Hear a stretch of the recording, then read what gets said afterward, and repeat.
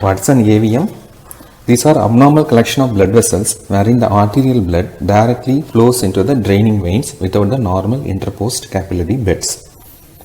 We know that in the microcirculation the artery becomes arteriole, then it becomes the capillaries where the nutritional exchange occurs, then the capillaries becomes the venules and ultimately they drain into vein. But in AV malformation, the artery directly goes into the vein. The interposing dilated tangle of vessel is called as nidus. The pathogenesis is not clear. It is postulated that some developmental abnormalities that happens at the 4th to 8th week of gestation can develop as AV malformation.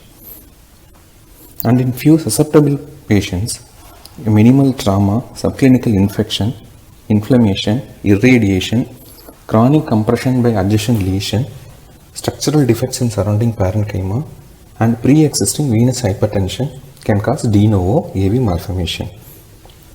Overexpression of vascular endothelial growth factor alpha and imbalance between the pro and anti-angiogenic factors triggers AV malformation, and further vascular remodeling is caused by matrix metalloproteases, interleukins and myeloperoxidase.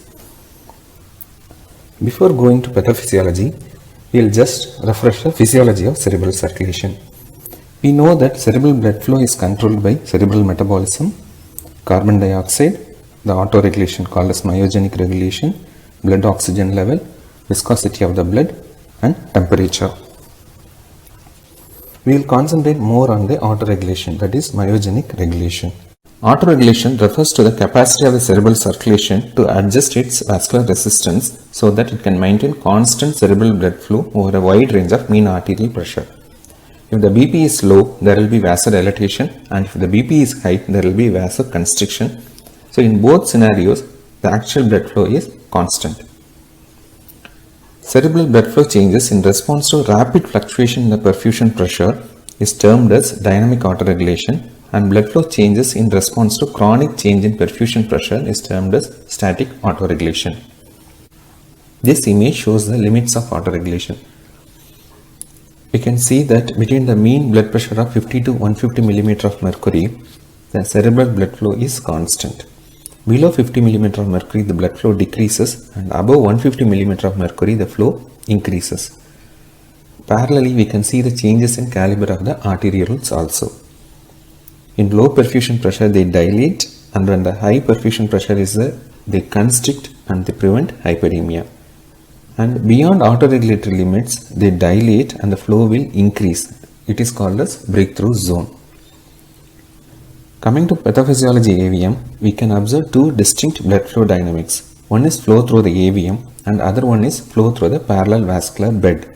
The parallel vascular means it is a normal parenchyma that is supplied by the parent artery that also feeds the AVM.